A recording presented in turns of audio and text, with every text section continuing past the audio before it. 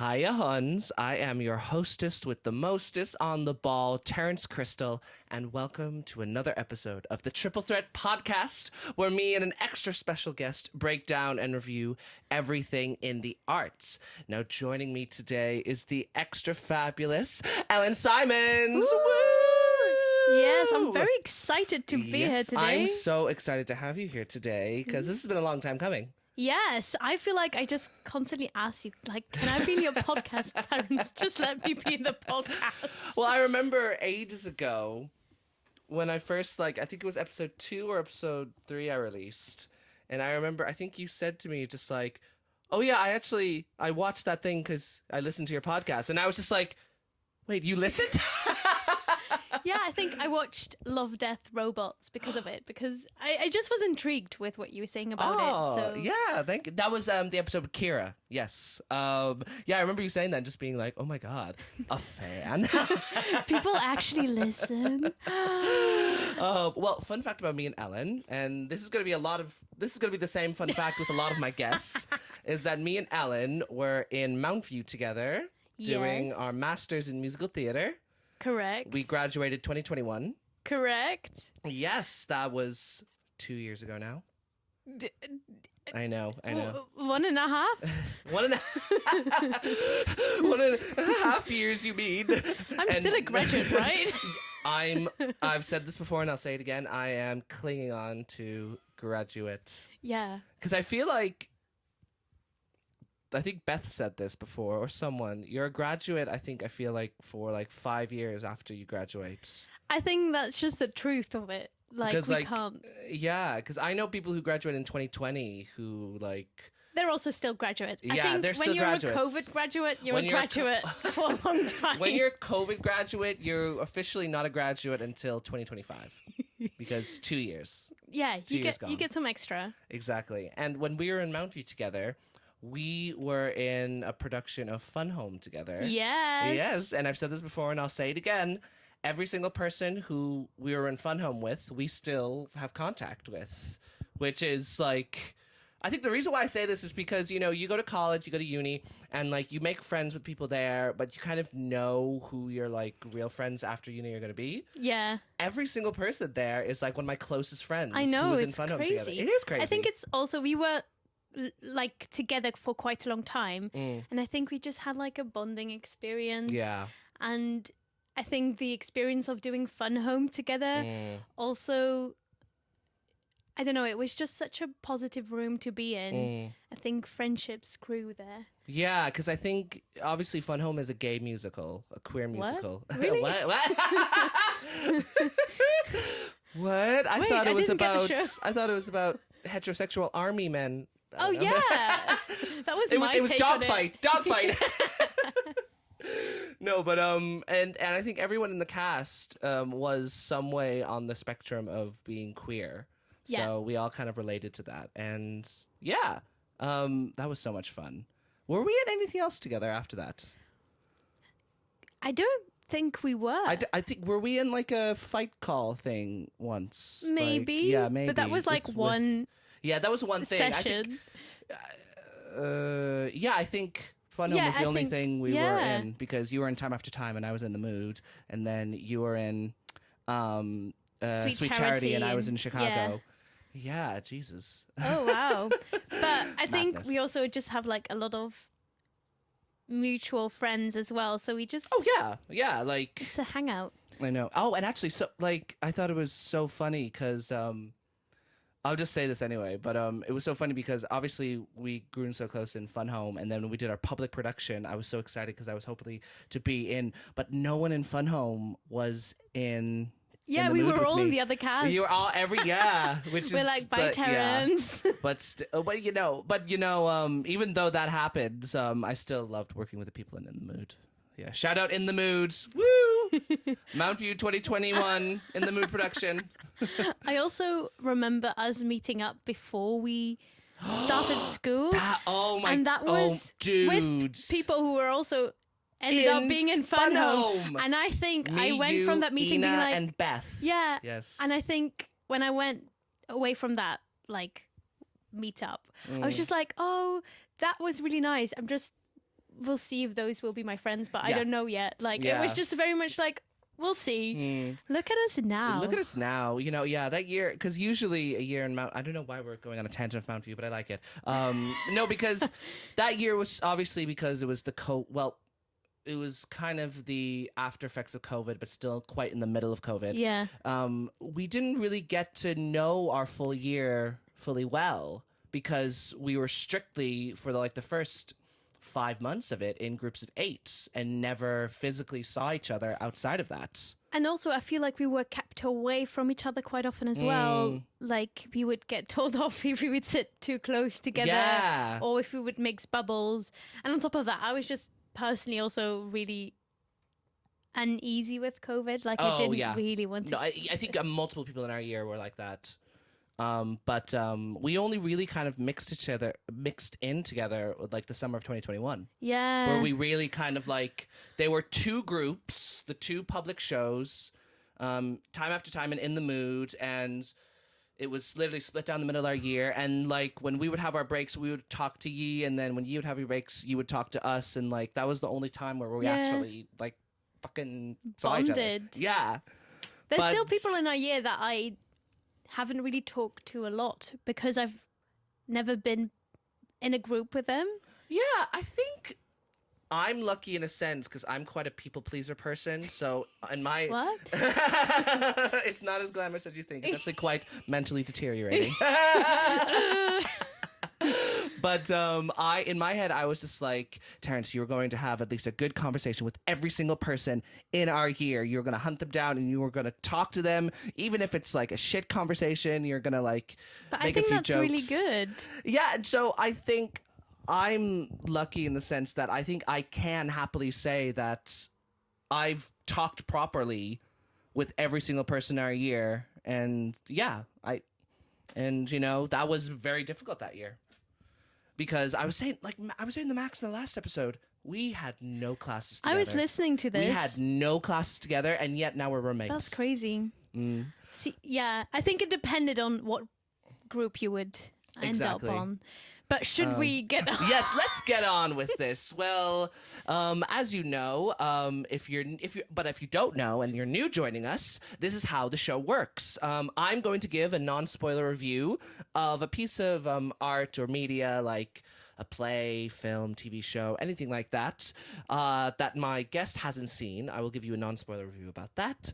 And then vice versa, you will give me a non-spoiler review of something that you have seen, but I haven't.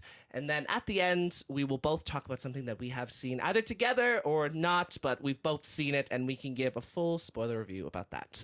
Now, as always, I let my guest go first. So, Ellen, what have you brought in for us? I have brought a reality game concept thing that's called The Mall. Okay. It is Belgian. Belgian. I am Belgian. I just want to represent my country here. It's a Flemish production, so the actual name of the program is called The Mall. And give us a synopsis. What is the main shtick of the show? Right. So it's a game show. So there's 10 participants, 10 people who participate, and what they do is they go on a trip to a different country, often countries that don't speak English, just to make certain things difficult for them because they have to play games. And they have to play games to earn money for the group.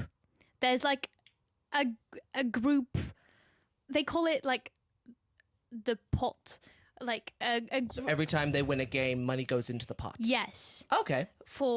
And then eventually one person will win that money. But how that happens is they need to take a test. I feel like this is quite difficult to explain, but there is... No, you're explaining it well. So there's basically every episode they do 3 challenges, 3 games. Are there 3 groups, or is it just one group? One group. Of 8 people? Of 10 people doing games. Okay. And then somebody in there is them all. As in, is actively trying to sabotage the game. But this person needs to do that very secretly, because at the end of the episode, what happens is everybody needs to take a test.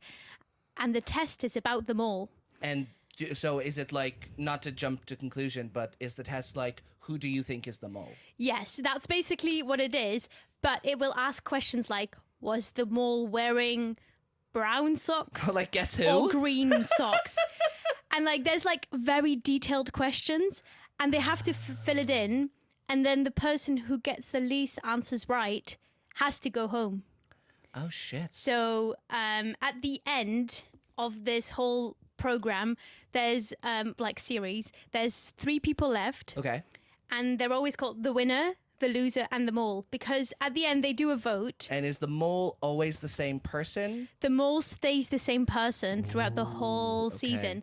And it's like often... And can I ask if, like, say, I don't know, because I don't know how many seasons there are, but let's say if the mole is voted out, does a new person become the mole, or is the game over? But the mole can't be voted out because the mole knows all the answers to the question. Also, the mole doesn't really have to take the questions. Production makes sure. So what often is the case is that the mole knows they're the mole even way before the program starts. Okay. Before they start shooting, the mole knows they're going to be the mole. Yeah. So they get like prepped on how to sabotage the game in the best kind of way. Without like making themselves noticeable. Oh, and looking like, oh, I messed up. Yeah, oops. Oopsie poopsie. So they get like prepped really well.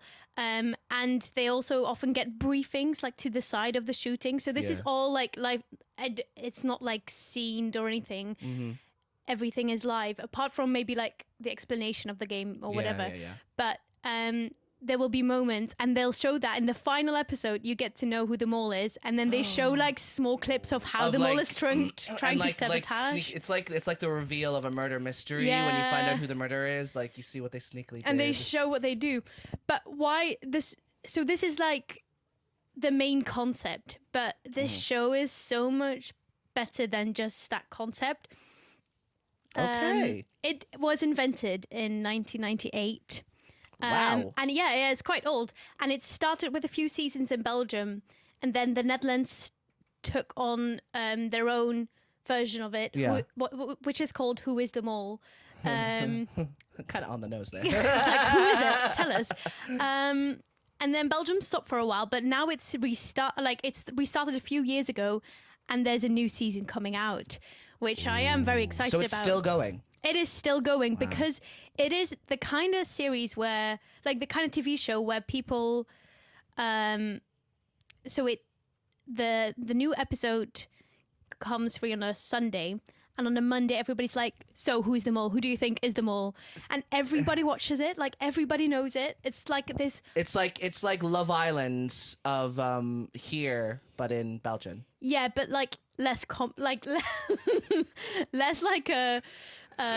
You make jokes and like memes about it. Like I can imagine it's something like that. And everybody knows it. And it was actually invented by this. I'm gonna really try to stick to the Flemish pronunciation of things, so I don't like. But it's called. It's made by this production company called Woestijnvis. Mm-hmm. I actually did an internship there just before COVID. Oh yes, I remember you telling me back in the days where I was. Flying around, no mask. I was like, I want to be an actor, but why am I doing production? But it was. Well, that's a good way in. Yeah, to be fair, and I had so much fun, and I actually got to act and like sing for the program I was working with. Ooh. Because it was like, oh, we need somebody, and I was like, I can sing. Wait, I actually can sing. I have like a real. They actually made me like. They didn't believe me, so they made me like. They I had to do a voice test, and then they were like, "Oh, it's fine, you're good." That is so funny. But that wasn't the mole. That was like a different series, TV show kind of the thing. But yes, so the mole. But so the main concept, I've explained that. Yes. How the games are constructed is so clever. There's always like multiple layers to it, so people won't always do the same thing. Mm-hmm. But for example, one group will be dancing, and then if somebody there makes a mistake, then the other group, this is like literally from last week. I know this is a spoiler, but this is not really spoiling what is going to happen. Okay. But people are dancing, and if they make a mistake, the other group was like standing on the top of like a small rope, trying to get like on top of a cliff, trying to get some money in something, and like something would move to make it even more difficult for them. Oh, I know exactly so there's what you like mean. a lot of layers to it. Yeah. And what people start to do is also like deliberately looking suspicious. So people would be suspicious of them, so they would fill in the test wrong. Oh. So when people act weirdly, you can't just say, oh, that's them all. Yeah. Because there's also a lot of participants who just want to win the whole game. Yeah. Who act suspiciously. So other people get thrown to the wrong conclusions. Do they do like what's it called when you and a person join together to like packs? Yeah. Like it's like they do pacts, but it's not like the main focus of it. Like I think there's that might be more like a thing in like maybe the Dutch version of it. But has anyone just straight up, well, I know this is a spoiler, but like has anyone just straight up who was the mole just said I'm the mole to throw off suspicion from them, because no one in the right mind would just be like, I'm the mole? I don't think they do that. Maybe like as a joke. That's what I would do. But what they often do is like near the end, the presenter just is very serious and asks everybody very seriously, are you the mole? And they're like all like, no, I am not the mole. Wow. Yeah, I know. And it's so like exciting, and like you just want to know who the mole is. But can I ask you this? Because this sounds an awful like the TV show that's been going on the BBC last year and kind of into this year, Traitors. Yeah, that's what other people compare it to. And I was about to ask you, and obviously I haven't seen Traitors, but I've seen the memes online. I've seen everyone talk about it and they love it. And they're even making an American version of it. And I think it's coming out soon, actually. But it's not that great. Well, no American version, except for The Office. Yeah, it's like it's turned into this big phenomenon. Is there similarities except for the concept, or? From what I've heard of it, the concept is slightly different. Yeah. Like I think, because I don't know the Traitors that well, but when I was talking to people about it, they were like, "Oh, it's like the Traitors," and I was like, "Wait, let me explain the whole thing." And they were like, "Okay, it's slightly different." Oh, okay. I think it is slightly different, but there is that idea of sabotaging people to keep money away. But I think the test isn't in there. But I might be wrong. I need to look this up afterwards. Yeah. But so what they also do, there's also like an extra part of it where they get like, how do I in Dutch it's called joker, and it's like, I could say joker, but it's not that, because it's not like a card, but it's like a pin you get, and it gives you like, it turns a wrong answer into the right one for your test. Oh, like an Uno reverse? Yeah, like a card that makes you like have an advantage on people, because you can make a wrong answer right just by putting it in. So sometimes I know what you're talking about. Yes. Sometimes they're playing games, and then suddenly somebody will be a bit like, somebody will offer them, oh, you can get 3 of these, or you can get money for the pot. And sometimes they're like, oh, give me the questions, because otherwise I'll get like, because they just want to stay in the game, because it's like less about winning the money, it's more about the experience. And in the Belgian version, do these people, is it like a reality show where like they live with each other, or? Yeah, so it's like 3 weeks, but they travel a lot. Oh yes, you were saying they travel. Yeah. They travel a lot, and like sometimes they'll have to sleep in the weirdest places, and so they do get to know each other, and you can see like their bonds forming, because before they leave, they don't know each other. Yep. In the Belgian version, and is it random people? In the Belgian version, they're random people who don't know each other, like people from 18 to like 63, like all ages, all types of professions, or like there's students in there as well, and just like different backgrounds, different parts of the Flemish area of Belgium. But that's slightly different in the Dutch one. They are often famous Dutch people. Oh, so celebrities. Yeah, celebrities. Like all-star, like kind of. Yeah, but like it's just like standard that the mall just have like that who's the mall has famous like celebrities participating. Okay. But in Belgium, it's just people, like random people from the street, which I think is quite intriguing because people just really want to be part of it. So after a series, like after a season after it ends, kind of blew up. Well, after a season ends, suddenly they open like you have to fill in like a massive questionnaire to be part of it. And they like those things explode. Like everybody applies for it because they just want to be part of the game. Yeah. Because it's almost like feeling like a child again, and you're not in charge of anything. You just have to play, which is what I find really intriguing about it. I feel like that's a thing with a lot of reality TV shows. Yeah. It's like you're giving up a sense of responsibility because, well, not giving up a sense of responsibility. Well, I don't know. If there's like, you're in like an enclosed thing for a certain amount of time where you're playing games and like. It's like escapism. Is that a word? Escapism. Escapism. I'm like, hi. Which is also a great song.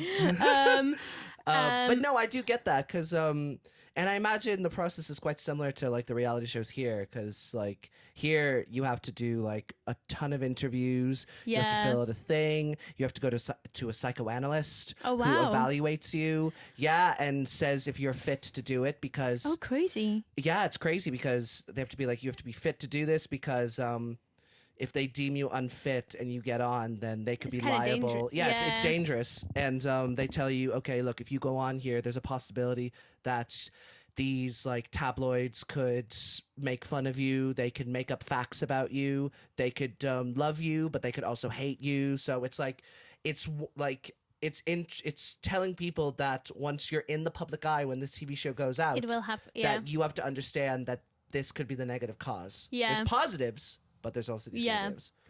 But, I know, but I do feel like there's a bit more safety in this.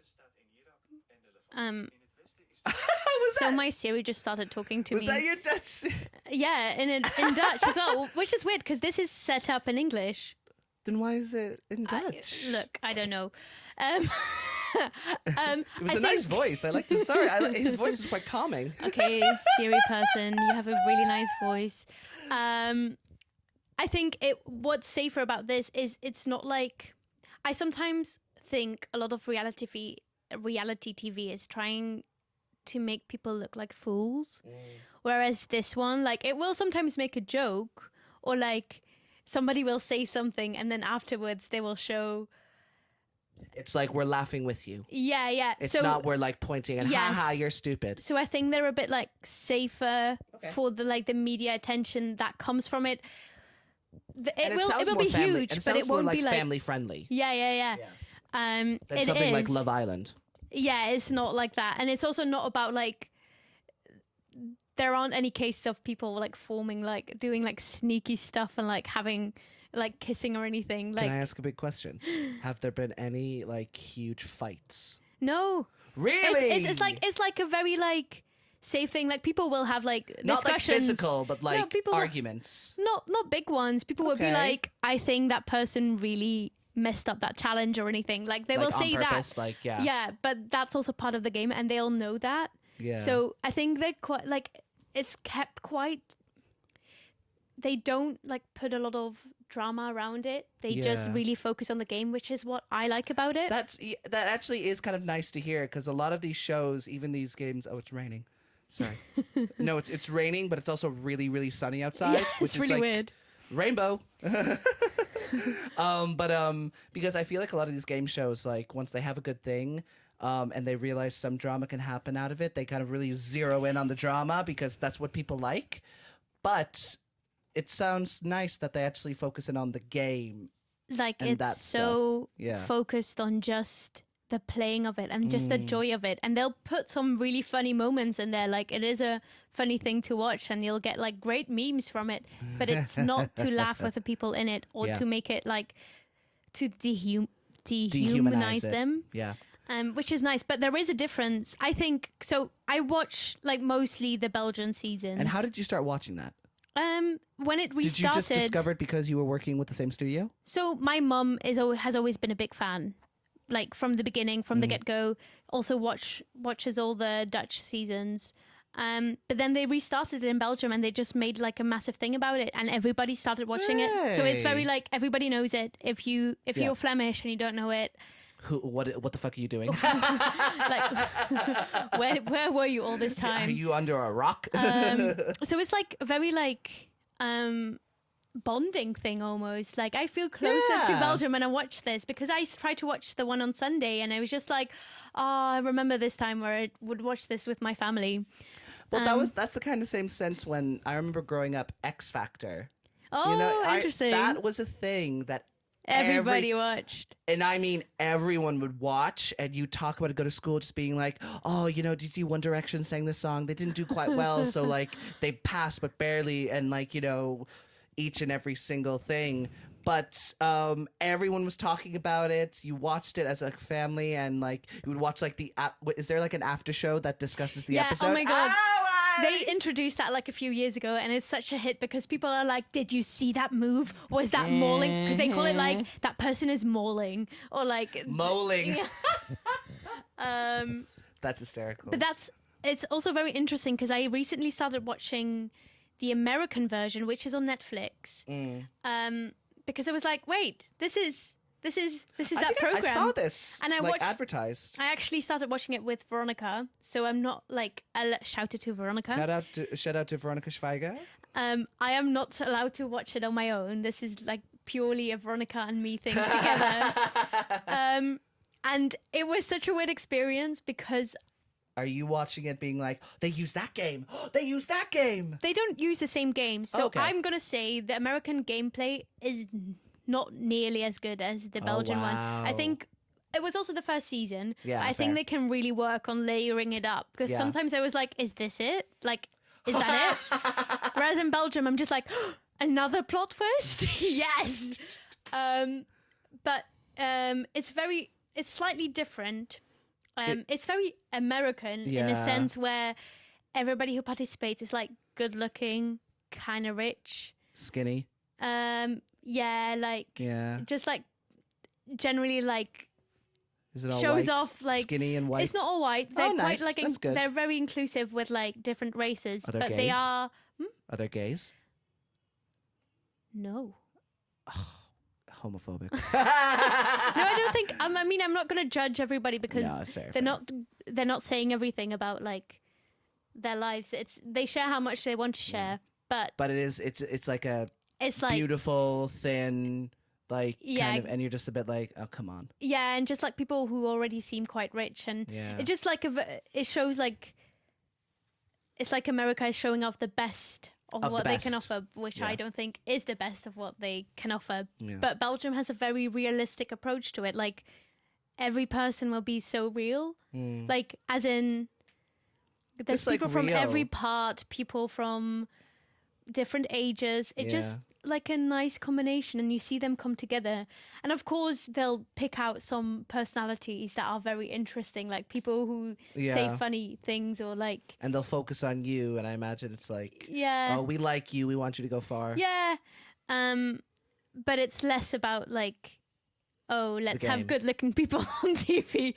And, like, the American one, I think they also have, like, much more money playing with it, which is very interesting. Yeah. Oh, well, I can imagine Netflix in America, they're like, they throw money at stuff, and if it fails, they're just like canceled. But if it's a hit, they're just like, here's season 6. I know. Yeah. I'm interested to see if there will be a second season of this, because they didn't really post it everywhere. I just happened to come across it, and Netflix are genuinely horrible unless it's a big name brand like Stranger Things or just any of their main shows, like the big ones, like The Witcher, something like that. They will not promote it. Interesting. They will release one trailer and put it on the front of their homepage, and then that's it.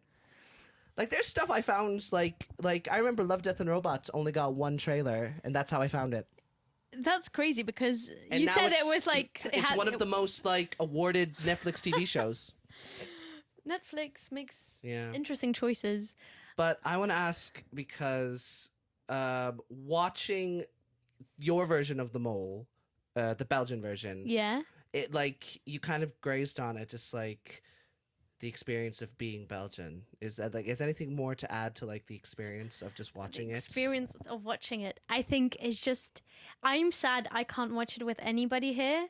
Maybe I should get like. I was going to say, do a watch party. I'll join you. But the problem here is, which I also want to touch on, it is in Dutch, and I've checked. There are some English subtitles available, but there's literally somebody who downloaded the whole episode, put the Dutch translation on it, then put like a disclaimer on YouTube where you have to like click on a link and then you can download the whole thing. So it's like a whole hassle to actually get the translation. Oh, I know exactly how you're talking about. It's like that thing.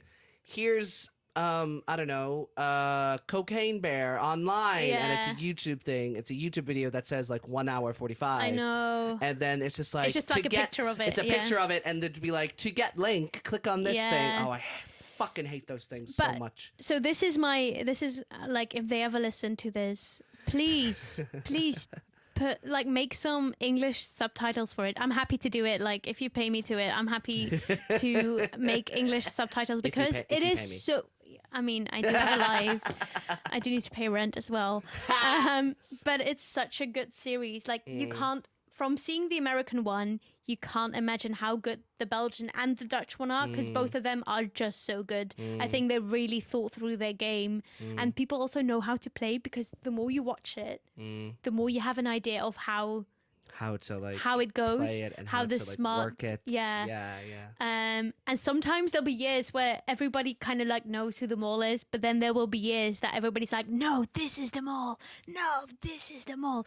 So when you ask me about discussions, I think the biggest like fights happened outside watching, between fans being like, no, have you seen how much money they lost in that challenge? That's so I think that's so funny because I think that's the best part about watching reality shows like that is the discussion after, and you're just like, it's like the same thing with me and like like the one show I kind of watch now is RuPaul's Drag Race, and like you can kind of just be like, oh yeah, I think this person's gonna win, and then you're just like, no, this person's gonna win. I can't believe this person went home. Like, oh, but their outfit was terrible and all that stuff. It's the same kind of like wavelength.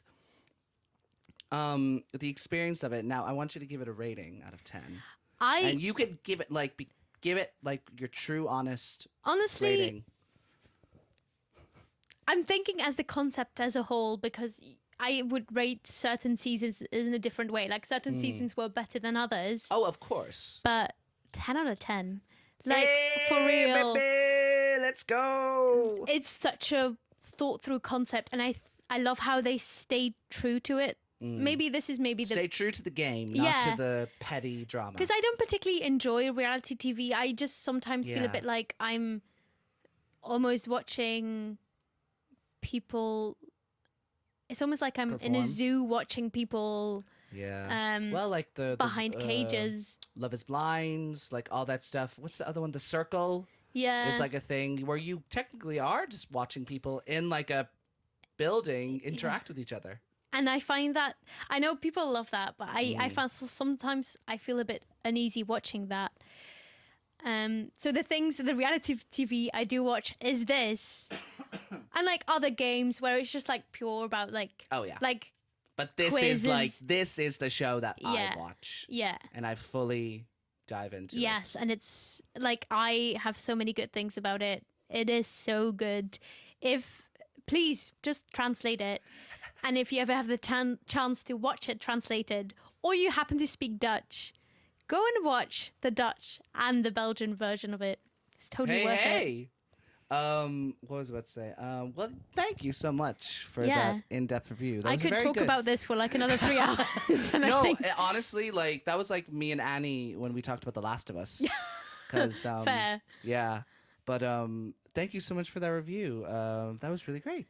Well, thank you. And actually, before we go on, I want to just touch on it quickly because the first episode, me and Cormac talked about the Oscars and the Oscar nominations. Now, I want to talk about the Oscar winners because it has been 2 weeks since the Academy. And fun fact, Ellen and Veronica were at my place and you watched like the first 45 minutes? Yeah, like the first 3 awards. And I was like, I'm going to bed. In fairness, the first award you did see was for Best Supporting Actress, which people have still said to this day, since the Oscars, is one of the more controversial awards given. No. And like you even saw it by my reaction. Yeah, you were like... Whereas supporting actor, both of us were like, yes! Like cheering on the... But yeah, so Everything Everywhere All at Once won 7 Academy Awards. I think it's absolutely well-deserved. It was one of the best films of last year, and it absolutely deserved everything. And then All Quiet on the Western Front got a bunch, like 4. I think it...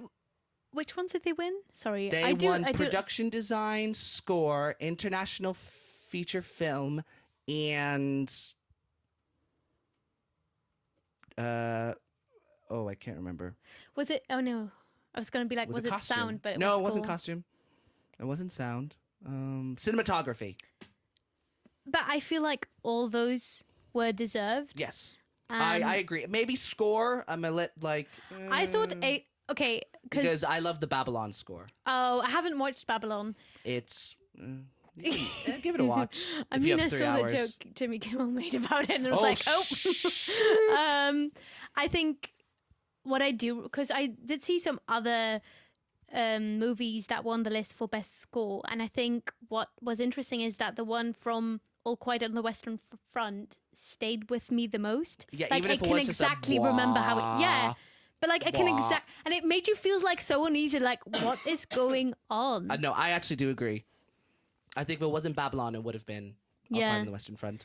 But and for international movie, I was kind of like, oh yeah, because a Belgian film, Close, was nominated, and an Irish film was nominated, The Quiet Girl. Look at that. Look at that. I haven't seen Close, and I haven't seen. I haven't seen Close, and I haven't seen a Quiet Girl. But we're ashamed to our country. We should do that. But yeah, it was apart from the winners, and like I think everybody who did win the Oscar was deserved. Even like Jamie Lee Curtis. Even though I think her performance was really good, I do believe that it was more of a career Oscar. Yeah. For like her 30+ year career in the business. Which, if you think about it, happens more often than you think. Oh, yeah. And you've said this as well. Yeah, like sometimes they're just like, just give this person an Oscar. Yeah, no, it happens so many times. But I think everyone else who won it like deserved it. The speeches were amazing, and the ceremony was actually really good. The moment, Michelle Yeoh. I mean, yes, that as well. I was crying during that speech. The moment they announced, like the best picture. And it was like Harrison Ford. Yeah, I know. And then like because Harrison Ford and Ke Huy Quan were in Temple of Doom together when he was a child, Ke Huy Quan. And they saw each other and they just hugged each other. It was so I watched sweet. Everything Everywhere All at Once with my mum, and she recognized him she was like, that's the kid from Indiana Jones. And I was like, I recognized him because I recognized him from The Goonies. Yeah. Because The Goonies is one of my I've never seen The Goonies. I've Goonies is good.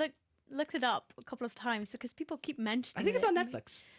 I should. Yeah. I'm going to put it on my list next week. But I'll be back with a review. But yes, no, Oscars, I wanted to touch on it because the first ever episode of this podcast, we talked about the Oscar nominations, and we all talked, and me and Cormac talked about all Oscar nominated films, and we talked about everything as well. And it was I thought it was a full circle moment to talk about the Oscar winners. Aww. But yeah, I thought every film that won deserved it. And yeah. I feel like the Oscars called a little bit of magic back, which I think it lost a bit. Yes. And I think this year, I just felt like a bit of, it lost its magic after 2019. Yeah. Because 2019 was an amazing year with Parasite and like a bunch of nominated films, and then 2020 and 2021. There are some awards that were deserved, but then other awards that like you look back and you're just like, oh Jesus. But yes, no, it was a good ceremony. Now I am going to talk about my review. Last week? No, actually Monday. Well, this week. The time concept on this podcast doesn't work because I saw the film 65, which is short for 65 million years ago, starring Adam Driver. Now, this is a science fiction action thriller film. It's about a pilot who crashes onto an unknown planet, being Earth, during the dinosaur period. Yeah, and he has to he has to survive, and he has a child with him. He has to like try and leave the planet without getting eaten by dinosaurs. Wow. So that's a concept right there. Oh, sorry, I don't know why I'm coughing. Actually, is there a full thing of water there? Oh yeah, can you pass me that glass of water? Thank you. Sorry for this brief intermission while I hydrate my vocal flaps. Flaps? You didn't pay attention to drama school to the speech classes. Vocal folds. That's the better word. I just spilled like tea all over. But anyway, yes, it's a film. Now, when I saw this trailer for it, I was like, dinosaurs, Adam Driver, and it's the same writers as A Quiet Place. Oh. Yep. So wait, I was really love A Quiet Place. I love A Quiet Place. It's one of my favorite horror films. I think they got the tension right. You are on the edge of your seat, and actually, it's not even that scary, but you are so ready. A nail scared the shit out of me. But yeah, so I was like, oh my God, amazing. And Adam Driver, he's an amazing actor. I think in the next couple of years, he will be regarded as one of the best actors. I think he is. I think he can really, like, you can see how passionate he is about a project. Yeah, and investing himself into this character and just like really... Did you see Marriage Story? I did. Amazing. He is so good. He's so good. He's incredible. I am, like, fun fact. What? I actually sang in a movie with Adam Driver. You've told... Yeah, wait. But this is okay, tell the story. I know you've told me, but please tell it again because my memory's bad. They were filming this movie in Belgium and France, and it was like a co-production of a lot of different production houses called Annette, which is like a musical with... Is that Marianne Cotillard? Correct, Marianne Cotillard. That came out like 2 years ago? 2 years ago. So basically, I was looking for an internship, which I then did at the production company we talked about earlier. This is full circle. I'll be fast. It's okay. Please, I want to hear this.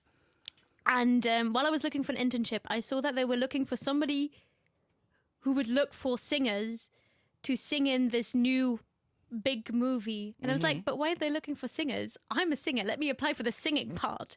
So I applied and I got it was a screen test. No, it wasn't like I wasn't like screen wise. It wasn't that important. They just recorded the voice of like 20 people for one of the first scenes in the movie, and it's like in a massive theater, and there's a lot of extras, but they didn't get paid as much as we did because we sang and we had to go to rehearsals, and we actually had rehearsals with this lovely person, like two lovely people. And I remember like getting along, when people just like, that they just like your vibe and you're just hanging out. Yeah. I look up who that is afterwards, and it's the executive music producer of La La Land and Moulin Rouge. And I was like, why did I not like talk more? But Adam Driver was in that scene, which we had to sing. Wow. Yeah. Did you meet him? I mean, he talked to like a group of us, but not like I wasn't like, "Hi, Adam Driver, I'm Elle Simons. Nice to meet you." Bye. No, that wasn't like the case. But because the singers were put in the front row because all the other people didn't actually know what was happening. Like they didn't know the lyrics, so they were just like mouthing like. But so like, and he did like have like tap, but they also kept them separate. Yeah, because you need to be careful on these big sets where people can be like massive fans and like act weirdly. I have been on a set with like a celebrity and people can act weirdly, and some celebrities are good with it. Yeah, like they can act like and be like, "Oh, hi, thank you," but I've been on a set where a person has been like, quite rightfully so, just a bit like introverted. And like people have come up and they've just been a bit like, oh, thanks. I just don't think it's part of their job to please other people in those situations because they're there to film. Like, I get that they expect they're there them to work. Yeah, and I understand that they expect them to go on like to tour to like promote their movie. That's something else, but they're just there to act. This is on set to do the film. So they kept them quite separately, and we didn't like talk to the director. We would more get like instructions from the first AD, which I thought was kind of fair in the situation because some other people were very much like, oh my god, that's Adam Driver. Star Wars fans? Yeah, because this is quite close after Star Wars as well. Yeah, because 2019 was the release of the final film. Yes. Yeah. And it was 2019. But let's go back to this movie because I want to hear more about dinosaurs mixed with Adam Driver mixed with The Quiet Place. Yeah, so I went in and I you know what? I had actually quite high expectations because I saw the trailer, the visual effects looked good, the acting looked amazing. It was written by Quiet Place, so I was just like, ooh, that's good. It'll be like a good because I feel like A Quiet Place, what I really loved about it is that it set up its world and rules like straight from the get-go. Which is like, one of the most important things. One of the most important things. Like, we are in post-apocalyptic America. These aliens can have supersonic hearing. They can hear the slightest sound. And if they hear you, you're dead. Yeah. That is the rules. That is what follows. And it's painfully clear in the beginning. It's painfully fucking clear in the beginning. But this film, I was so disappointed. I was so disappointed. And you know what? I was not even more than disappointed. I was bored.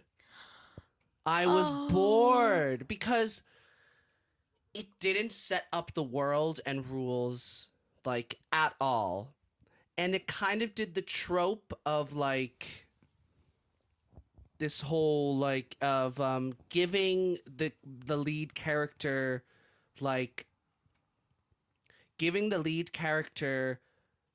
situations and moments to make you feel for the character that felt inorganic. Like, such as giving him a wife, giving him a daughter, like all that stuff to try and make you feel for this character going through being chased by dinosaurs, so that you feel bad, so that you want him to survive, so that he can go back to his family. Yeah. But whereas actually they should make you feel like you want the character to live just for the character. Yeah, exactly. Yeah.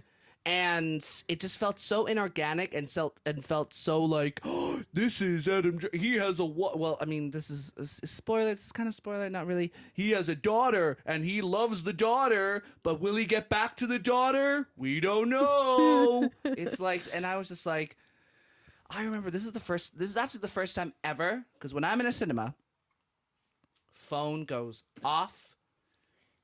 Watch film.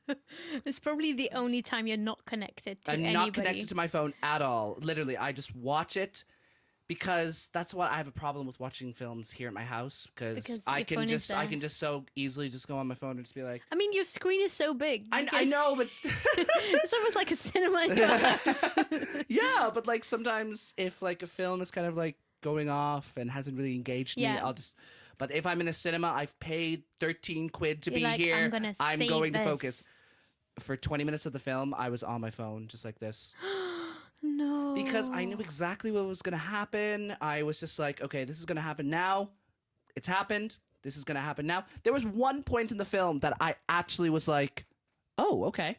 That's interesting. And that was the only bit. Did you feel like they tried something and they just went horribly wrong? Or did they not try anything at all? I think that they tried something. I think that they thought they were doing something new and innovative, but it actually just ended up being a generic action movie.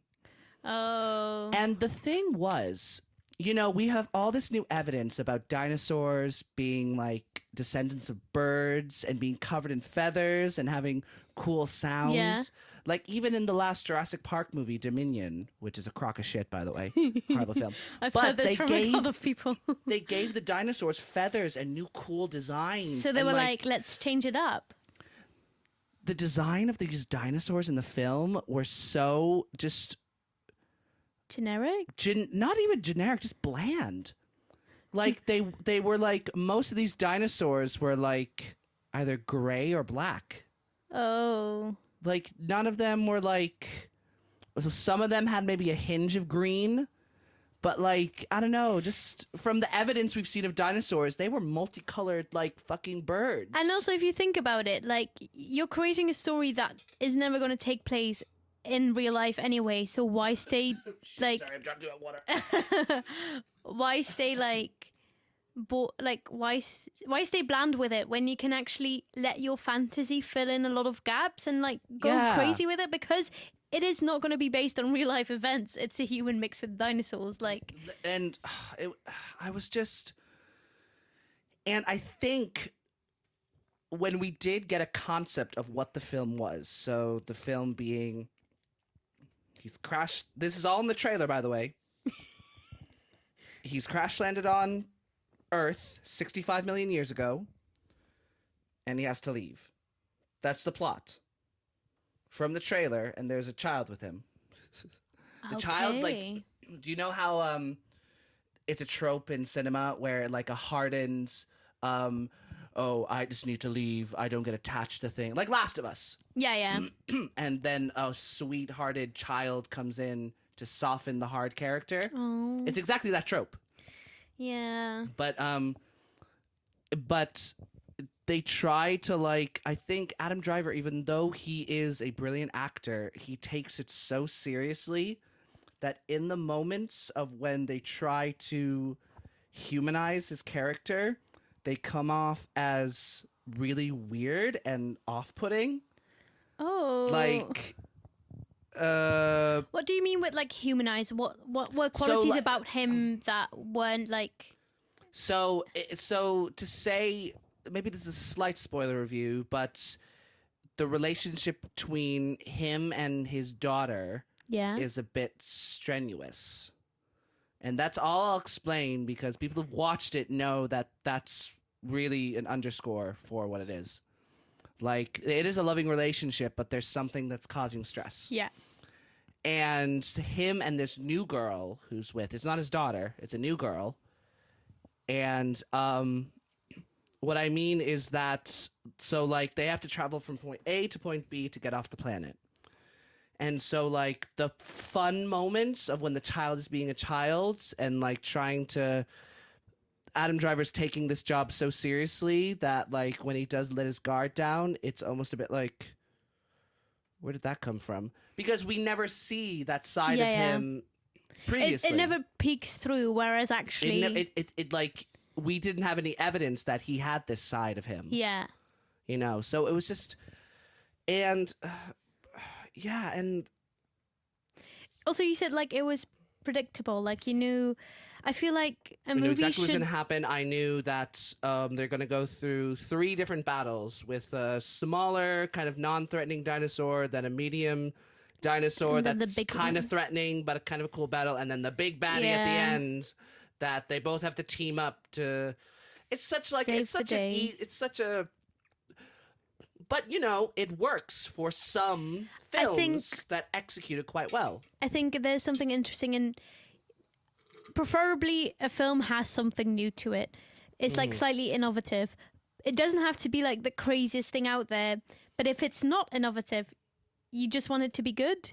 Yeah. And if that's what you're lacking, then you're just like, but what did I watch then? Just like a standard thing? Or I will, like, maybe I'll talk about the positives. I think there's the also some scenery and the direction was quite good. Yeah. Like, whatever locations they were in were beautiful. We do love that. And the visual effects were actually quite, like, spot on. Even though you're like, okay, that's a CGI dinosaur, obviously. But you're just like, okay, that's quite cool. And some of the scenes where, like, the dinosaurs attack are quite well directed. Like, how they do it. Like the fight scenes. Yeah, the fight scenes and all that stuff. But yeah, and I was so disappointed because it was the same creators as A Quiet Place. Yeah. And The Quiet Place did all that stuff and like did all the stuff, and they were able to portray these monsters and like the rules and all that stuff. Yeah. But this one, and you know what's so interesting about this film? Because usually a film, about 2 weeks before it gets released, they give out screener copies to critics. Yeah. So that people can like... There's already some reviews. There's already some reviews so that the public can look at the reviews and go, oh, I'm going to go watch this.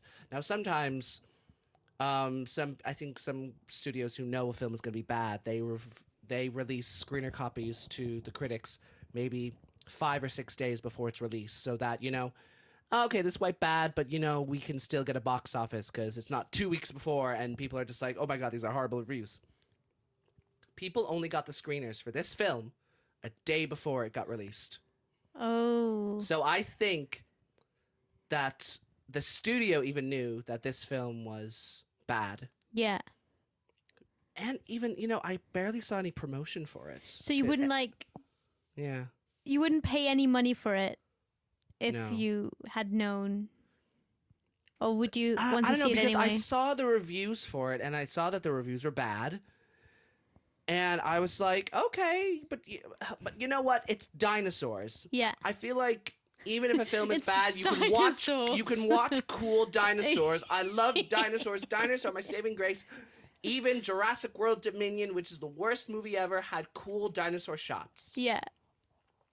Dinosaurs are cool. They managed to ruin dinosaurs. They made dinosaurs boring. That's difficult to say. Yeah, it like... I do like think that people are allowed to make big mistakes, and sometimes movies can be a flop. In the hope absolutely. that the next thing that they bring won't be you know one of those.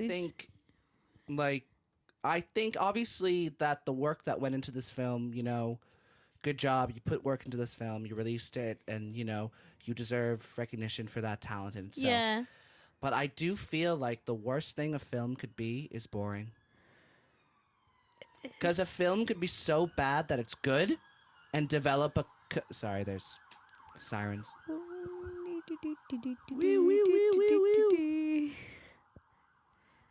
Sorry, I was in Paris last week, and the fucking siren of a police or an ambulance is so loud. They're different, right? They're so different, but the Paris one is somehow more loud and obnoxious. But anyway. They're like, please, everybody know we have a problem here. Like, I think Max, we were talking about this because he uses like a 10 scale. So that like a plus 10 film is an amazing film. Bam, bam, bam. A minus 10 film is a film that's so bad it's good.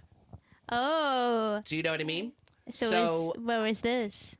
Oh, I think this is like a 0 film, or maybe a minus 3. Minus 3. So it's like 0 would be the worst in this 0 case. would be like, this is boring as shit. Yeah. But like minus 3 is like, this is bad, but you know, like if we were to like all have a couple of drinks and watch the film, we can have a good laugh. Yeah. Yeah. I think it could, like, it sounds like it could have been worse, but it's not good. It's not the best rating you would give a film. Because, like, you know, there are some films that are, like, just straight out bad. Like, for me, anyway, I hate the term guilty pleasure, but, you know, those old DreamWorks animated films, like Madagascar, Flushed Away, like the period between, like, 2006 and 2010 where they released, like, these really weird animated films, like Over the Hedge. They... on paper, bad films. Yeah. Like, poorly developed characters, bad scripts, some bad animation, and, like, corny jokes. But you can have some fun with it. Yeah. Yeah, they are so funny because they're so bad. And, like, me, like, when those films got released 15 years ago, now that I'm, like, 26, I can watch those films and just be like, this film is actually so funny because it's also bad. Yeah. And it stood the test of time. Like, I feel like this film will literally be in a bargain bin in the next 5 years. That you don't want your film to disappear. Like, you want your film to still exist, even if it's bad because or if it's good. There could be really good films that people have just straight up forgotten. Yeah. Do you think, what do you think Adam Driver thinks about this film? Because I think he seems like... Adam Driver famously doesn't watch his films. Oh, interesting. I think... He actually can't physically... I mean, I do understand that. Oh, I completely understand it. But even from the writing that he did that he acted and he filmed, because he seems like somebody who has really strong opinions about what he wants to do and what he doesn't want to do. I think that you can read a script. You can read a script and be like, this is amazing. I really like this script. The idea is good. The concept is good. And the characters are really well written. But then you get the script and you can put it into good hands and still that film be not good quality. Yeah. So I think that's what happened with Adam Driver. Okay. I think he saw this because he does pick good projects. Yeah. I think he saw this, except, well, it wasn't his fault for Star Wars. I mean, it was a big thing. I think... But, and I think the studios ruined Star Wars. Also, you have to, a lot of films are made in editing. Yeah. And that means that things can go horribly wrong. Or just, people can save a movie in editing. You can't always know what it looks like filming it. Well, we'll never know why Adam Driver took this project. I'll personally ask him. You still have his number?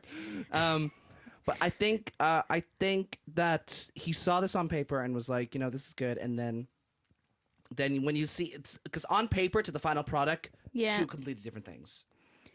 I mean, it might be that everybody who took part of this thought, oh yes, let's do this, and then somehow along the way, it didn't turn out how they wanted it. Because I think this film, there was some hype for it, but then it kind of just got lost in translation, and I think. And I could tell from watching it that some people just gave up on it.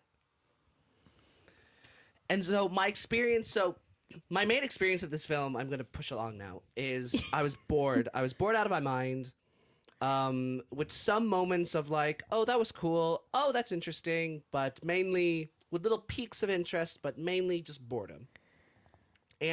But if I went to the cinema by myself to see this. Yeah. So I feel like if I was there with one or two other people, I would have maybe had a better experience because we're in a shared thing of this film is bad. And you can start to laugh at things. You can start together. to laugh. Yeah. My rating, I think, I don't know. I think I would give it maybe a 4 or 3. I think a 4. A 4. Because I can appreciate the acting. The acting actually was quite good. The visual effects were really good. The direction was quite good. The fight choreography and the battle sequences were quite interesting. And some of the twists in the script regarding some of the characters were quite good. It just didn't really fully grab my attention. So I think I would give it a 4 out of 10. A 4 out of 10. But you know what? I'll still go see Adam. I still want to watch White Noise. Oh, I've seen that one. Oh, is it good? No. I'm not going to say yes or no. I feel like it's not everybody's cup of tea. It didn't really stay with me that well because now you asked the question. I think I enjoyed watching it, but it wouldn't it. There were also some moments in it where I was okay, let's move on. Because I think I was mostly confused about what the show, what the thing was. I think sometimes because I know it's apocalypse. Yeah, but it wasn't. I don't think it was always clear. I think one of the main things about what I like about things, how I would. Okay, let's phrase this. What I think is really important in a movie or a TV show is that they know what it is. They know what they know the story. Know the concept. Yeah. And I think it wasn't as bad as some of the bad examples I would give of this concept, but I think there were some moments where I was confused about what it was.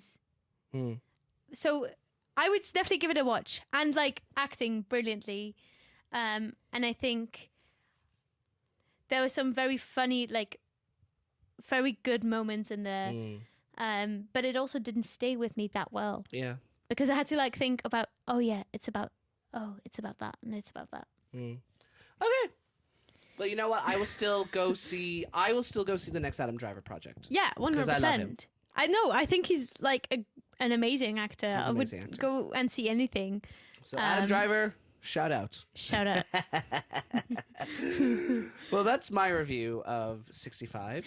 So let's move on to our big spoiler review of the evening. What will it be? And I'm actually really excited about this because we are going to talk about the 2022 hit series on Netflix based on the graphic novel. It is Heartstopper by Alice Oseman. Hey, Heartstopper. Now, how do we start? How do we start? So, Heartstopper. Yes. Is a TV show. Yeah. Based on a graphic novel about the main character, which is Charlie. Yeah. I would say Charlie's the main character. I would say Charlie's the main character. Oh, definitely, like, because I feel like we have to explain we have different experiences. You knew the graphic I didn't novel. Actually. You didn't? I didn't know. I thought you did. I didn't know okay, that. Interesting. I actually. So I didn't either. So. Yeah. No. I actually. So wait. Let's go back to the synopsis. So. Okay. It's about Charlie Sprigg, who is a gay young English man. He's like 15. Yeah, he turns 15 in the series. Yeah, he turns 15 in the series, and he's openly gay, and he has his friends. And he discovers he's sat next to a new person in his form room whose name is Nick. Nick Nelson. And it's about their love story together. Because Nick is... Spoiler alert, they fall in love. Spoiler alert, they fall in love. And it's really cutesy. And Nick is... At the beginning, he's perceived as heterosexual. Yeah. And he thinks he's heterosexual. Yeah. But then along the line, we find out that he is bisexual. Yes, some bisexuality. Visibility. Yes, I know, right? And it goes through the trials and tribulations of their relationship. Yeah. And how... Very early on relationship. If we talk about the TV show, it's very like... Will like they, won't young, they? young. Yeah. Oh, yeah, it's young, yeah. And I remember... So I'll explain how I first discovered it. Please do.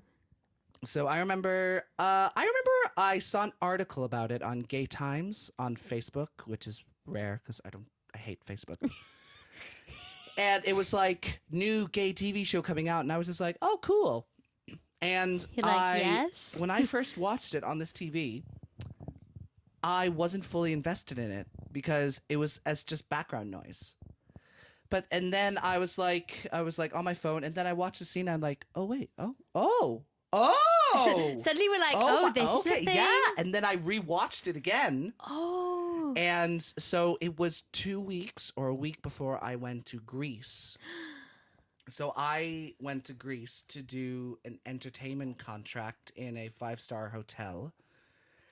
And when I tell you the first month of me being in Greece, I had watched that show 9 times. I was obsessed. So you know everything. You know the whole dialogue. You can like quote all the scenes. Yeah, kind of. That's sorry, for fuck's sake. That's very so when I first watched it. Yeah, how did you first discover and watch it? Saw it on Netflix, saw everybody hyping about it. So it was like, when know did what? you see it? Quite early on, like maybe because it was released in April of last year. Yeah, I probably saw it like a week after it released. Okay.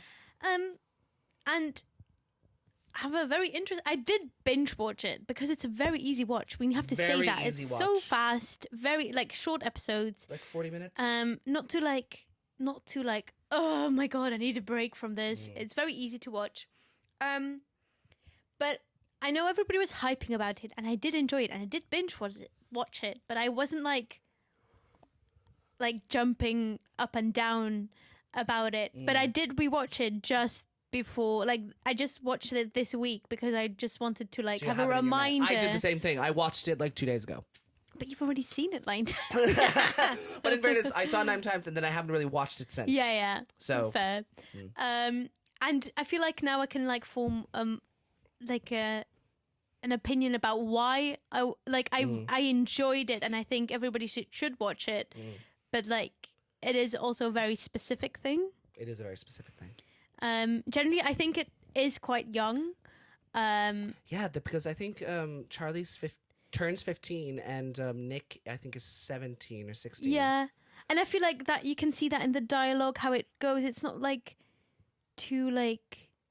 The person who wrote it knew this the younger generation. Yeah. It wasn't like a 50-year-old person trying to write dialogue for a 15-year-old. Yeah. And I also feel like it wasn't necessarily written for people our age. No. Or like as a main, I think it was like way younger than us. Yeah. Like young teenagers, which I think would fit very well with the show. And I also think the actors are quite young, as in... Yeah, all the actors are under 20. Yeah. And every single actor is under 20. Except Ben. Oh, really? Yeah. He looks young. He's 21, I think. Oh, he's still young. He's still a baby, but every single other actor is under the age of 20. Which was interesting because I feel... That's mad! Yeah, that is crazy. And I feel like you had where you have 30-year-old looking people being like teenagers in sex education. What do you talk about? People... I'm joking. I look very young, so I feel like I won't get casted. I look old. Well, I have grey hair. Oh, you do? I do. But I've had grey hair since I was 19. I also feel like it's noticeable because you have dark hair, like people just... Exactly. Whereas mine... But you do, like, if you weren't my friend, I would have guessed you were 21. Oh, that's good. That's an improvement. I've had people ask me where my mummy and daddy were, like less than a year ago, twice. Not That's like, hysterical. where are your parents? Where are your mummy and daddy? It's like, right. I love that. They're abroad because... You just answer, you don't explain, you just go, oh, they're actually abroad. They just left me here alone in the house. But, please call the police. I think... Help me. I think what you mentioned about, like, the demographic of this for this show, I think it also kind of, it works well for my kind of demographic, kind of like slightly older, like mid-20s, late 20s gay people, because we get to see what we wish we had when we were growing up. Interesting, because you said something like, you were talking about, before we did this, you were talking about how he was looking up, am I bisexual? And how that rang a bell. And I wanted to ask you, okay, do you want to talk about that? I actually do want to talk about that, because I think for some people who are like mid-20s to that, we like the past like 15 years, we've a lot of people who are fortunate and privileged enough to grow up in a nice household where people are supportive of it. So seeing someone so like confused and Googling, am I gay? It's kind of humorous, because like nowadays people are just like, yeah, I'm gay. Yeah. Like, you know, it's such a casual thing to throw. Yeah. That seeing someone like typing online, and also just like the idea of like typing online for an answer so personal. Yeah. It's like, quite funny. Like they will give you a quiz and you'll just be like, yes, no, yes. And then the ending will be like, yes, you are. Or, no, you're not. But can we just talk about like, I'm sorry, the answer that he got on the 62%. screen? 62%. Which, you know, bisexual, well, not to like label that bisexual. Yeah, but like it turned out, I think that was a deliberate choice to make it 62%, like to put it like in a... But then I was actually talking to people who are gay, and I was just like, I find that kind of funny, and they're just go, well, actually, I did that when I was younger. And I was just like, really? And he was, and they were just like, yeah, I used to type in, am I gay, into Google, because this idea of being gay was so new to me. And I didn't know how to, and I didn't want to talk to my parents about it. And like, I had less of an experience like that with being gay, but maybe be like in a gender kind of way. I think it's just sometimes you think you're like, suddenly you get like a revelation and you're like, wait a minute. Yeah. And then you look it up, and then I feel like you're more looking for signs to tell you, oh, I do this. So yes. Yes. You're just like looking, it's almost like you're trying to find the symptoms, not to say, not like any like By the way, queerness is not a sickness, by the way. but it's like you're trying to like put all the you're trying to put into words exactly who you are. And there are some people who will never find the words to describe exactly who we are until we're like 20 years from now. Exactly. So like the closest thing people do is like, I'm queer. Yeah. Which is the closest thing that someone could be represented by. And that's totally okay. Yeah. But I think you'll agree with me that it kind of shows their age, because there's a scene at the end of the episode where Nick is like to his mom, in a quite heartfelt scene to Oscar winner Olivia Colman. When you were watching this, were you just like, I was what like, the fuck? Yeah. Out of nowhere, Olivia Colman is there in like a very side character. Like she's in 4 scenes. Yeah, and you're like, oh yeah, like what? But Olivia Colman plays Nick's mom, and her and Nick have a very heartfelt moment where Nick comes out to his mom, and it's a really well acted scene. It's beautiful, but at the end he's like, He says to his mom, "Oh, I'm bisexual. Do you know what that is?" And you're like, you're laughing because like the mom is like, obviously the mom is like in her 50s, and she's just like, "Yes, I wasn't born in my." But this is like a new concept. Yeah, but I also found that funny because like this kid is just like, Do you know what bisexuality is? By the way, but in an innocent way. Yeah. But that kind of writing, let's go back to it, shows the kind of immaturity of these characters. Yeah. And actually, fun fact. Sorry, I don't know why I'm going on this tangent. You know all the scenes where they're crowds? Yeah. Oh, you told me this. Yeah, all of the scenes. So this was filmed during COVID times. So it was filmed in 2021, summer of 2021. So it was quite strict COVID. All of the scenes where there are big crowds, like the music recital scene and the sports day scene, there's only 6 people actually there, and the rest are CGI. That's crazy. That's so crazy. That's well done, though, because I'd never noticed that until you told me. I think what I also took from it, I think, so I researched the graphic novel just so I could have for you listeners, I'm holding up an actual physical copy of the graphic novel. And I thought, like, let me have a look at it, because if I'm going to talk about it, I want to know what I'm talking about. And somebody had reviewed it as it's such the graphic novel is about small moments, like the small in between moments in life that you don't often show on TV because they don't really matter. And I feel like that's what they did in the TV show as well. Yeah. They're not like major events that happen. They're not like the biggest. It's not big dramatizations of it's like the small moments in between that actually are the best scenes, I think. It's a moment where they're like typing something and deleting it and typing something else and deleting it. It's such a real thing. And they got that texting. They got it 100% right. Yes, because I feel like a lot of films who try and do that young texting, they fail miserably.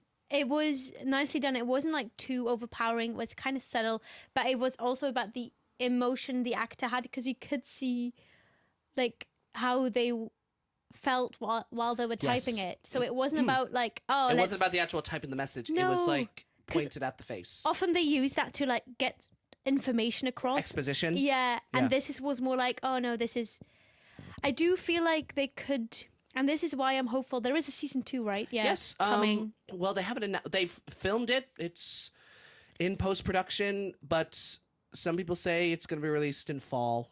See, I'm very hopeful that like the hype will have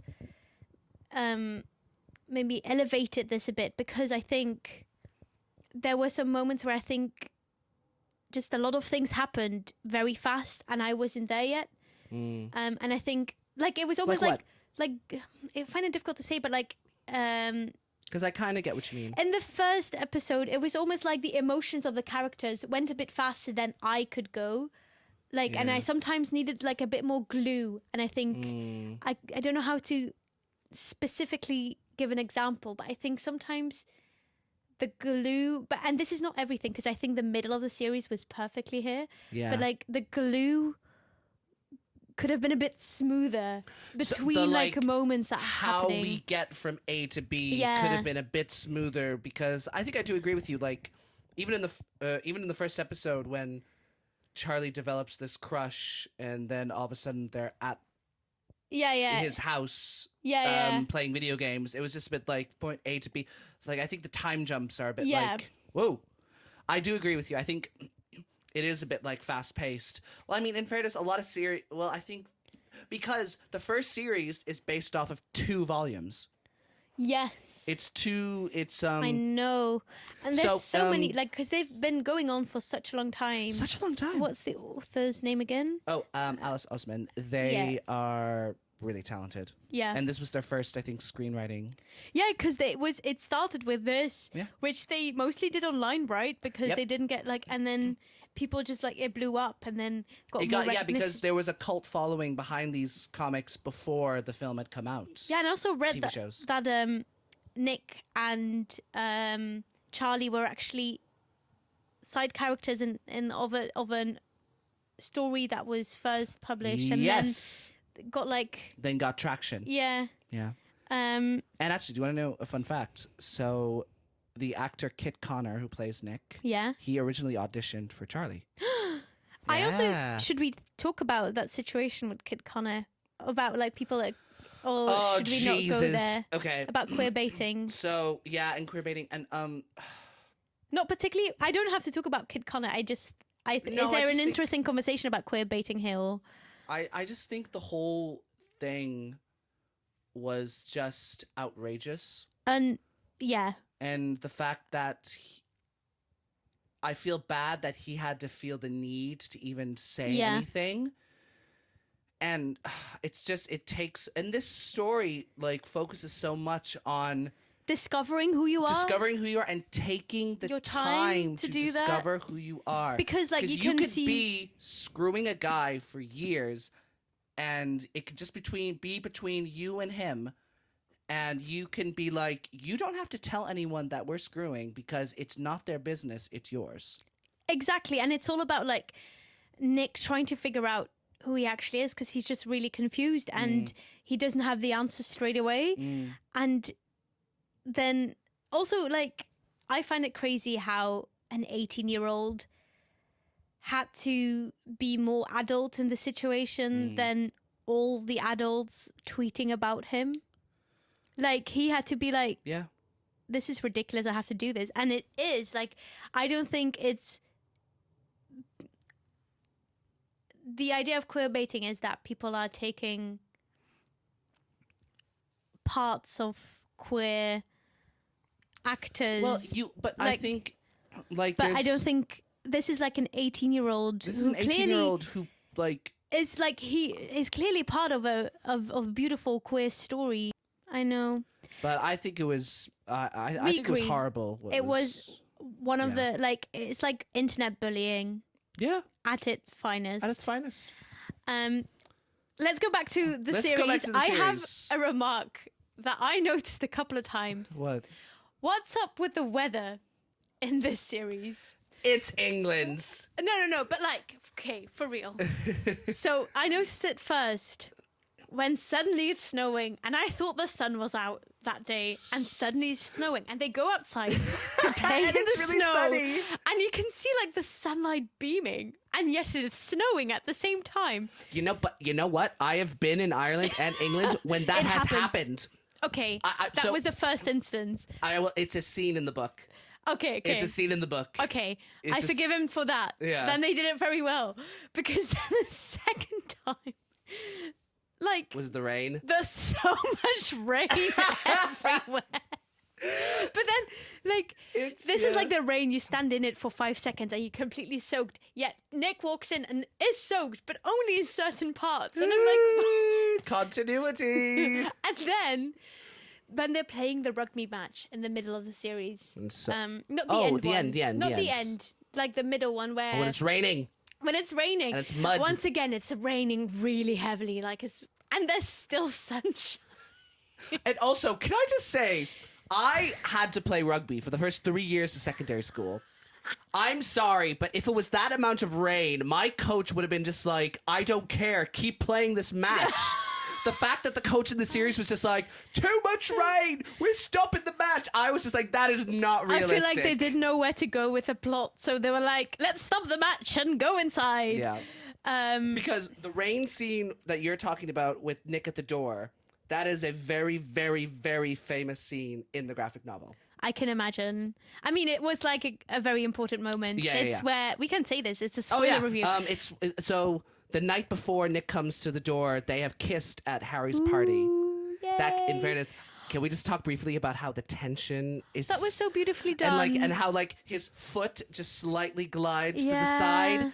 It's like, and like you said, it's these little moments and like the finger being slightly lifted to get closer. And it felt so young as well. It wasn't like, let's like make out. It was very much like... It was very much like a first kiss. Like we both have no idea what we're doing. It was beautiful. And then what was the line? I think, would you kiss someone that wasn't a girl? And Nick just goes, yeah. Yeah. And then he's like, and then he would you kiss me?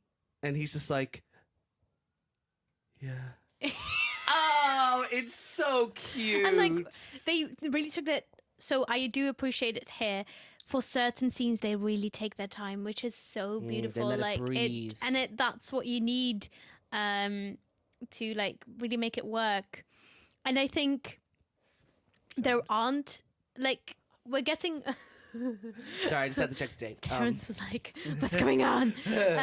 I think it is very unique in what's on, for example, on Netflix. It's a very like young queer story. Like there's like we can still use we still need some more queer stories. We still need more. Need more. But often they're very like tragic. More heavy or tragic. Like tragic. Yes, and this is a trope. I've talked about this I think with you and Beth and Joe. If you look back on the history of queer media, a lot of it is soaked in tragedy. Yeah. Absolute tragedy. Like you think of like Moonlight, that one, and then Brokeback Mountain. Like even like Euphoria has like queer representation and it's but they so go through tragedy. Heavy. Because they go through tragedy. And I understand because a lot of our history in queer, there is a lot of tragedy to it. Yeah. And to dismiss it would be foolish and erasing history. Yeah. But to see a queer story that's just, and obviously it does have its trauma moments. Yeah. Like there's some queer trauma with, here. with Charlie getting severely bullied. And with Nick also being bullied. And Elle. And because also this show with representation, we have a gay character, a bisexual character, we have a lesbian couple, we have a transgender woman who falls in love with a straight guy. Yeah. Which I think that's so important that Tao is straight. I'm excited for this, for the future of those two. I'm very much like, what's going to happen? You know what? I'm so tempted to give you my copy of Volume 3 of Heartstopper because maybe you should. Yes. So to see this show that just focuses on the love, is so refreshing and like an easy show to watch. I'm not gonna die from it. Which I think we need more of this as well. We need there's a whole spectrum of shows, and we need to fill that whole spectrum also with queer stories. They need to be represented in everything. They need to go everywhere.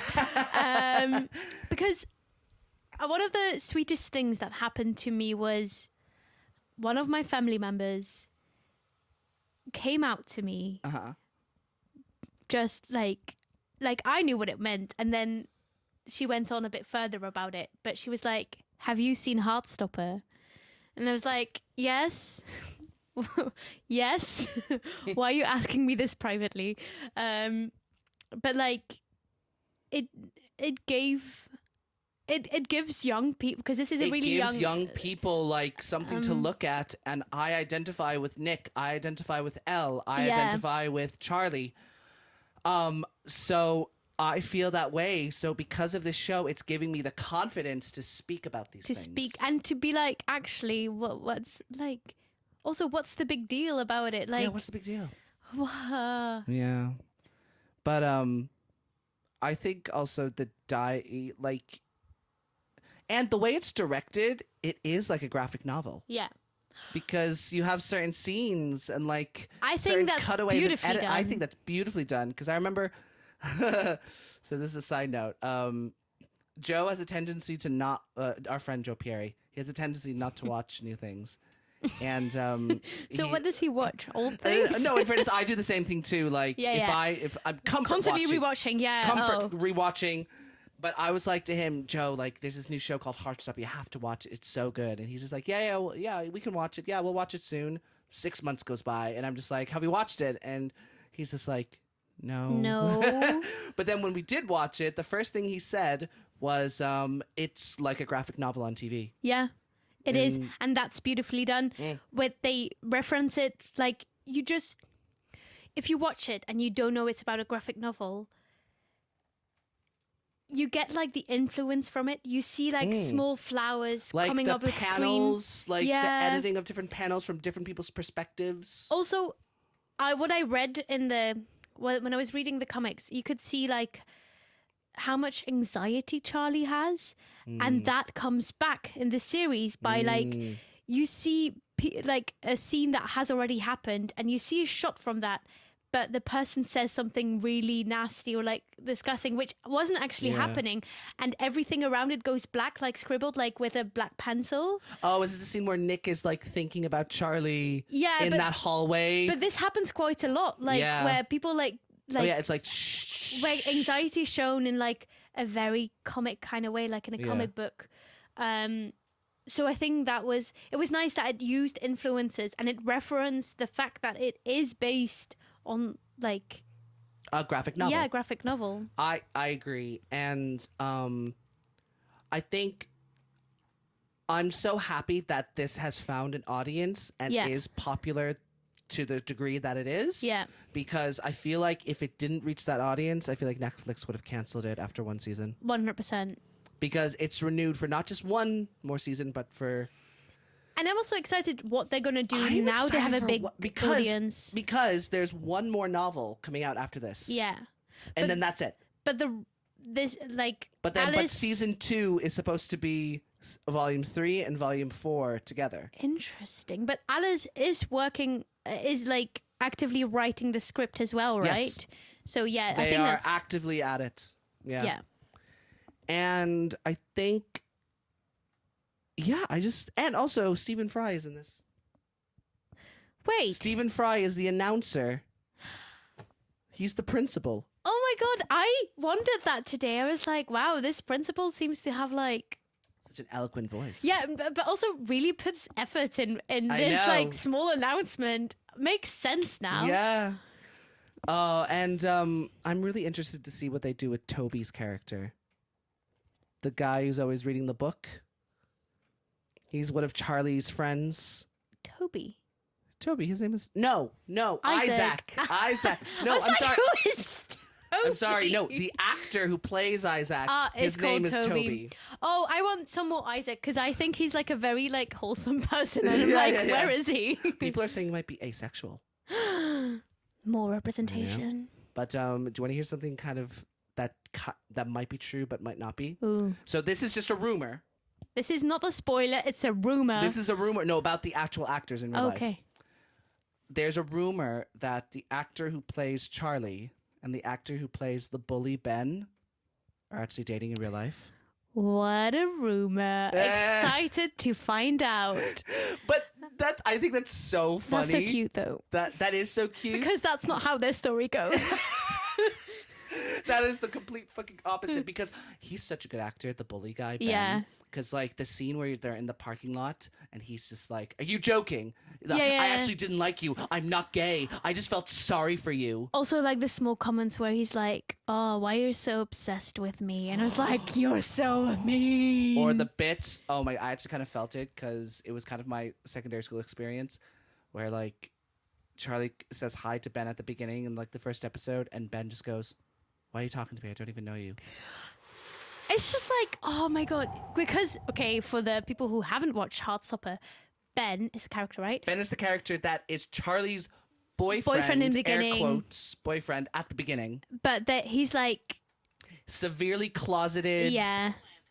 Like, lies about it to his friends. Like, literally actively is rude to Charlie when they see each other in the... Like, he hides. He's like, we'll go to the back room. We won't get caught. Like, very much like a gay guy who's, like, on the down low. And then Charlie is like, I don't want to see you anymore. And then he goes, like, off, like... He goes off. He like sexually assaults him. Yeah, he's trying to kiss him, and Charlie's like, "No, don't kiss me." Yeah, no, but he like grabs him and he like makes it out with him. It's assault. And then he keeps on like treating Charlie horribly. So we don't vibe with Ben in the show. Nick comes into the rescue, fucking rips. Also, Nick, as in Kit Connor, was young Elton John in Rocketman. I've seen that movie like a couple of times, and I love that movie. I only recognized it, or like I was researching and was like, wait a minute, and then I rewatched the scene from Rocketman. I was like, yes, now I can see it. Because it's so funny because Kit Connor, he's been working as a child actor for like the past 8 years, like 8 or 10 years.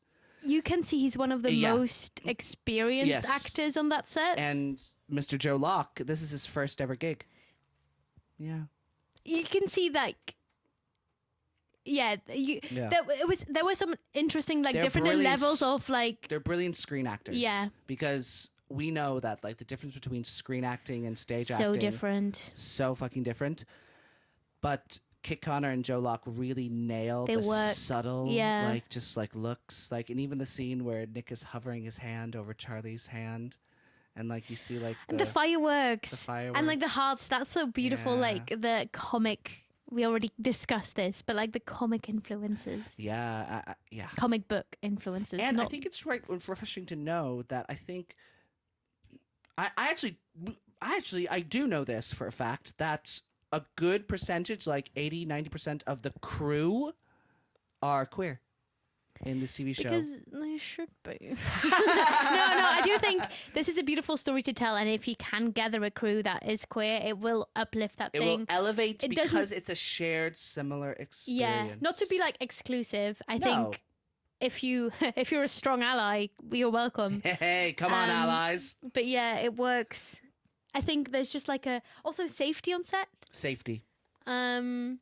So and that's it kind beautiful. of brought to the forefront of intimacy coordinators. Yes. This TV show, because I follow the intimacy coordinator on Twitter, and he's so like open about like having the need to have it and like. Yeah, because it's important, and these are like very tiny scenes, but it's so important, especially if you work with young actors. Like you don't want to. Especially. I also am very excited to have a bit of an exploration of the female queer side of this because it touches on it, but I'm also like, it touches on it's a side. And we do get more in like the comics of like Tara and Darcy. And then I think Tara is such a good actress. I can't remember her name. I think both of them really good, like work really well together. And they're just like, they're so cute. And they're just so supportive.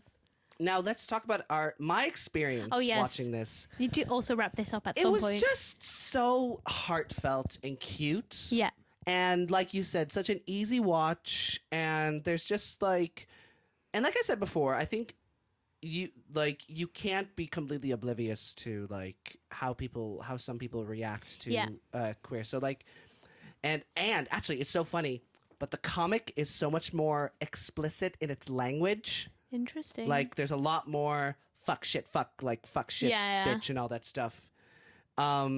Because this was a very, like, dreamy way of Yeah.